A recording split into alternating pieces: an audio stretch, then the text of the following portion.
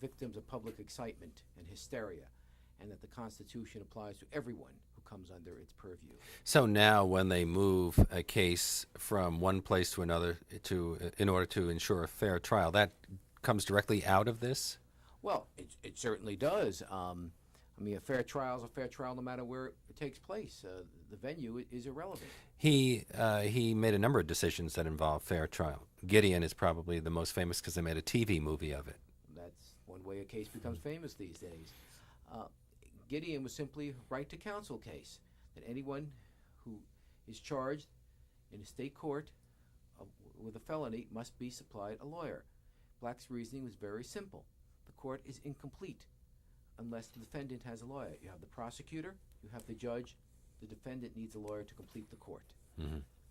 And some of his other cases, the Pentagon Papers is clear. He made the decision that allowed for the Pentagon Papers to be published. What about Baker versus Carr? Baker versus Carr was a reapportionment case that Justice Brennan wrote, applying the reasoning of blacks in 1946 dissent that the federal courts should be involved in the reapportionment area, and that the court has what lawyers call jurisdiction in this area. So even when he didn't write the decision, he might have been the person behind the decision? Justice Brennan told me, you can't ignore Hugo's views. He said they're just there.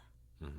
And then he added, in many ways, we're just trying to do now what Hugo was trying to do for all those years. The Supreme Court, in many ways, during the 1960s, was simply Hugo Black writ large. Mm-hmm.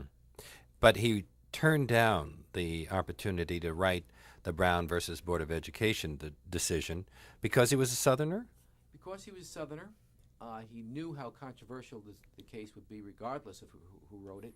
And Chief Justice Warren had just been appointed, and Black thought that knew that this decision should be written by the Chief Justice, especially a new one who hadn't had a track record in different areas which people could throw back at him. Mm-hmm. This was a ready-made opportunity for a new Republican Chief Justice, appointed by a Republican, to write. On the other hand, we have Prayer in Schools. He wrote that decision, and that is a decision that is once again in the news. He wanted to write it. He virtually, he told Chief Justice Warren, they met every week to decide who would write opinions. It was a very confidential thing. Just the other justices knew about it, nobody else. He told Chief Justice Warren he wanted to write it, and Black told after the conference with Warren, he said, this is why the type of case, why the country was founded, why we have fought a revolution against England, and why we wrote a constitution to ensure our basic laws. And Black felt that religion functions better without the state functions better without religion involved in it, and that little school children should not be forced to say prayers written by a bunch of politicians. When a woman wrote him to complain about this, he wrote back, how would you like it if Mohammedans got control of your school district? Would you want your children to say Mohammedan prayers? She never wrote him back. Mm-hmm. But here we are again arguing that same thing. The circle comes around again, and these questions will always be argued. States have been rather clever in trying to find subterfuges to get around the whole idea of school prayer, a moment of silence, voluntary prayer, but they're still basically there. They want the kids in public schools to say sectarian prayers. Most of his decisions are bones of contention. Still, conservatives probably hated Hugo Black. Oh, they hated him vehemently, and they hate his legacy. Black dealt with the very basic issues that go to the core of what this country is all about, and there'll always be arguments over those cases. Well, you could say that. On the other hand, you could say that he is responsible for the activist court that some people feel has thrown American politics out of balance. He described himself as a Bill of Rights man, and yet he is least interested in the 10th Amendment, the amendment that most Southerners considered the most important of all the amendments. He was he liked to deprecate himself, and that self-deprecating ability stood him in good stead. He called himself just a somewhat backward country fellow. So did Senator Sam Ervin. Mm-hmm. But Black's strength is the ability to cut to the core of any issue and put his position in very simple, passionate prose, which made some people stand up and cheer him, and other people just wanted to to push him out of the way. He insisted on writing decisions that anyone could understand. Anyone. He was not a legalistic writer. No, he didn't write for the law professors. He wrote for the people in the street. Well, in a way, that creates problems, doesn't it? Because legalisms allow for some leeway. Plain language is hard, bald fact. That's right. Now, this is the influence of his political background.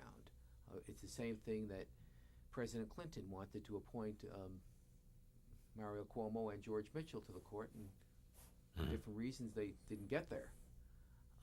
But he thought that they would be good because they understood how politics is done and how consensus is arrived and at. how cases affect people in their everyday lives, which most law professors or federal judges who go on the court just don't have the background to understand.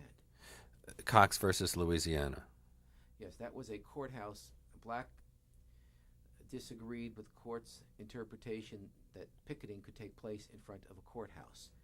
At this point in his life, in the mid-60s, Black was becoming conservative on many issues. Soon he would have a couple of mini-strokes that affected his ability to reason. Something happened to Hugo Black as he got old, and a case like Cox is part of it.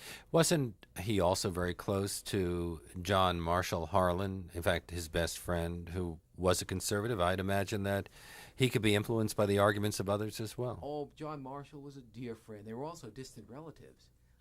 And what a perfect name for a Supreme Court Justice, John Marshall. Couldn't do better.